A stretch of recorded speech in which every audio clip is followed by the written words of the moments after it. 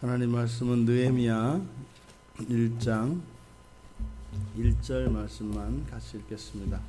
느헤미야 1장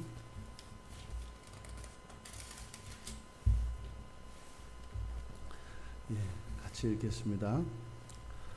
하가랴의 아들 느헤미야의 말이라. 아닥사스다 왕 제20년 기슬루 월에 내가 수산궁에 있는데. 아멘. 에스겔에 이어서 에스라에 이어서 느헤미야에 이어지는 이 두 서책은 한 두루마기 안에 하나로 있었습니다. 그리고 이것은 1차 수르바벨과 예수아에 의해서 인도되었던 1차 포로 귀환에서 이제 느헤미야에 이르는 3차 귀환에 이르기까지 성전이 완성되어지는 모든 전체 포로기에서의 모든 포로기환에 포로기환이 마치는 전 과정을 다루고 있습니다. 그래서 이 느헤미야는 시작에 1인칭 주어로 시작을 하기 때문에 하가랴의 느헤미야의 말이라 이렇게 하고 나서 내가 수산궁에 있었는데, 그래서 이 느헤미야의 기록이 느헤미야 자신에 의해서 이루어진 것이다 라는 근거가 바로 1인칭 화법 때문에 그렇습니다.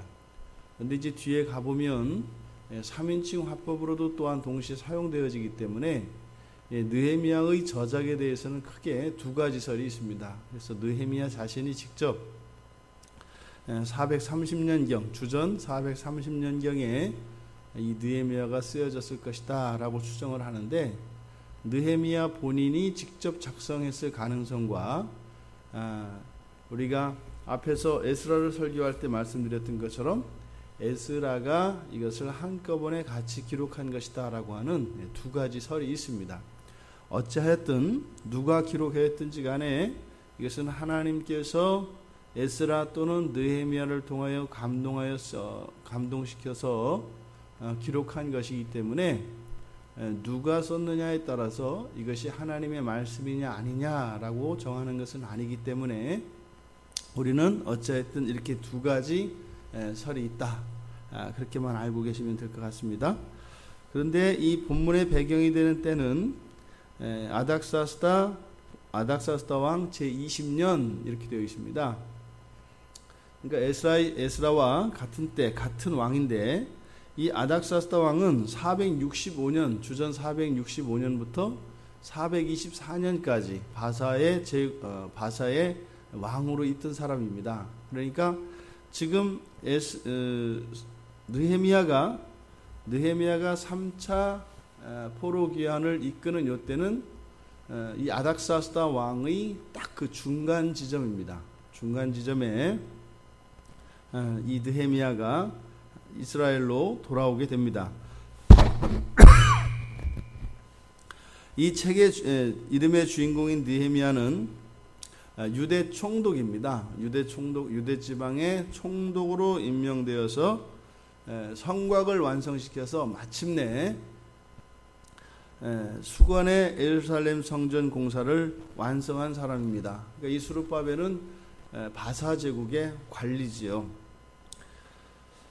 2차 포로 기한을 주도했던 에스라, 그리고 3차 기한을 주도했던 느헤미야, 같은 왕의 통치하에 있던 사람들인데 둘을 좀 비교해 볼 필요가 있을 것 같습니다. 에스라에 대한 소개가 7장 1절에서 5절까지 그의 조상에 대한 족보에 대한 소개가 나옵니다. 아주 장장한 소개입니다. 쟁쟁한 소개입니다. 그리고 그 끝을 무엇으로 맞냐면 대제사장 아론의 16대 손, 가문이 얼마나 뼈대 있는 가문인지를 밝히는 거예요. 그리고 이어서 6절에서는 에스라 그 개인에 대해서 칭찬을 합니다.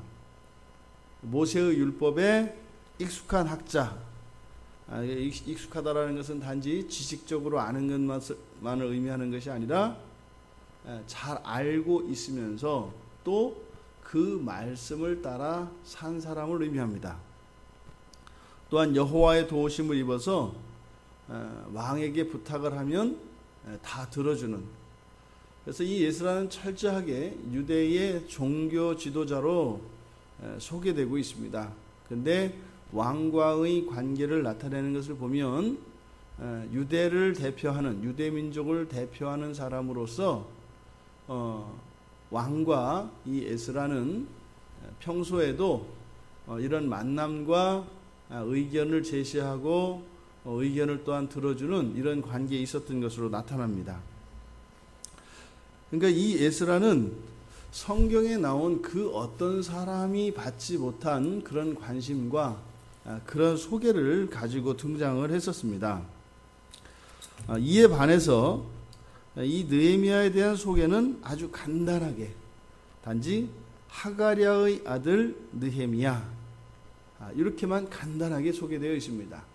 근데 실제로 에스라에 의해서 주도되었던 2차 포로기한과 느헤미야에 의해서 주도되었던 이 3차 포로기한은 비교할 점이 많습니다. 2차 포로기한은 왕이 주도가 되어서 왕이 에스라를 선택해서 에스라를 보냈고, 이제 느헤미야가 3차 귀환을 할 때를 보면 느헤미야가 마음이 일어서 왕에게 간청을 해서 느헤미야가 주도적으로 이스라엘 백성들을 데리고 올 수 있도록 왕에게 간청을 하여 돌아와서 이제 성을 재건하는, 성곽을 재건하는 이런 장면이 연출됩니다. 그런데 이 느헤미야는 또한 반면에 바사 제국의 관원이었습니다. 그리고 아주 왕의 측근으로서 술관원, 그러니까 술 맡은 자, 이것은 요셉이 감옥에 있을 때 함께 있었던 그 애굽의 술 맡은 관원의 똑같은 그런 직업입니다. 그러니까 이것은 지금으로 말하면 비서실에 근무하는 그런 사람인 거죠. 그러니까 아닥사스다 왕의 최측근으로서 바사 제국에 고용되어진 공무원 신분의 사람입니다. 이렇게 두 지도자를 비교해 보면 에스라는 성직자였고 학자였고 아주 철저한 경건한 종교인으로 소개되어지고 있고, 느헤미야는 정치인이었고 또 우리가 생각할 수 있는 일반 생활인이었습니다. 또 출신 성분에 있어서는 또 어마어마한 차이가 났었죠. 아론을 거슬러 올라가서 아론의 16대 손 하면 이 족보에서는 더 이상 이보다 더 나은 족보가 있을 수가 없는 거죠. 이 둘 사이에 이러한 차이점을 가지고 인식을 하고 앞으로 이 느헤미야를 살펴보시기를 바랍니다. 왜 그런가 하면 실제로 성경 안에서 족보를 제외하고 한 개인을 소개하는 데 있어서 보통 누구누구의 아들 정도로 소개를 하는 것이 보통 관례입니다. 그런데 이 에스라 같은 경우에는 매우 특별하게 소개되어지고 있는 사람이기 때문에 에스라와 느헤미야와 비교함으로써 더 이 에스라에 대하여 자세하게 이렇게 소개한 그 의도가 무엇인지를 느헤미야 전체를 살펴보면서 또한 우리들에게 주는 교훈이 있을 거라고 생각을 합니다. 이 느헤미야, 여호와에게 위로를 받았다라는 뜻을 가진 이름입니다. 그래서 느헤미야가 이 서론 말고 이 느헤미야 전체에 나타난 느헤미야에 관한 내용들을 한번 요약을 해보았습니다. 첫째, 느헤미야는 지금 1절에서 이야기한 것처럼 바벨론 포로인 유다지파, 그리고 유다지파의 자손 하가랴의 아들로 아닥사스다 1세의 술 맡은 관원이었습니다. 그러니까 에스라가 지금 예루살렘으로 돌아가서 이런 신앙개혁, 종교개혁에 준하는 그런 일을 하고 있을 때 이 느헤미야는 바사에 머물러 있었습니다. 또 그는 아주 경건한 사람이었고 기도의 사람이었다라는 내용이 느헤미야 1장 뒤에 4절에서 11절까지 그리고 2장, 4장, 5장, 6장 전체적으로 보면 그가 아주 경건하고 경건한 사람이었던 것 그리고 기도의 사람이었던 것을 알 수 있습니다. 그리고 이제 느헤미야 5장에 가보면 유다의 총독으로 이제 예루살렘에 가게 되는데 그는 유다 공동체 다시 말해서 자신의 민족의 이익을 위하여 애썼던 사람입니다.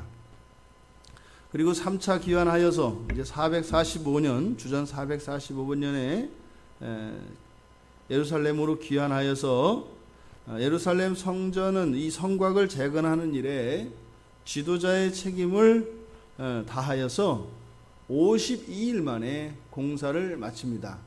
대단한 수완이 있었던 사람입니다. 그러니까 52일 만에 더군다나 뒤에 보면 주변에 있는 사람들이 이 적들이 이 공사를 방해하기 위해서 여러 가지 음모를 가지고 여러 번 공격을 시도하였지만 그 모든 음모와 공격을 다 막아내고 한 손에 창을 들고 다른 한 손으로 공사를 하면서도 52일 만에 이 공사를 완수합니다. 그러니까 그의 담력과 지혜 그리고 인내 그리고 그의 신앙심 이런 것이 아주 특별한 사람이었던 것을 알 수 있습니다. 또 후반기에 이 에스라와 말라기 선지자가 함께 이 느헤미야와 함께 백성들에게 율법을 가르치고 회개 운동을 일으키게 됩니다. 그런데 3차 귀환 때 일어나는 회개 운동과 2차 때 에스라가 일으켰던 이 회개 운동 사이에는 큰 차이가 있습니다.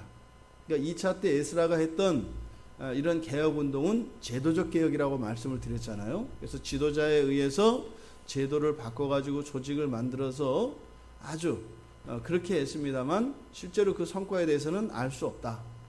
그런데 3차 귀환에서 느헤미야 당시에 에스라가 또다시 그 회개 운동의 주도가 되는데 그때는 말씀이 선포되어지고 그 말씀과 함께 성령의 역사로 말미암아 유다 공동체 안에 그런 회개 운동이 일어나게 됩니다.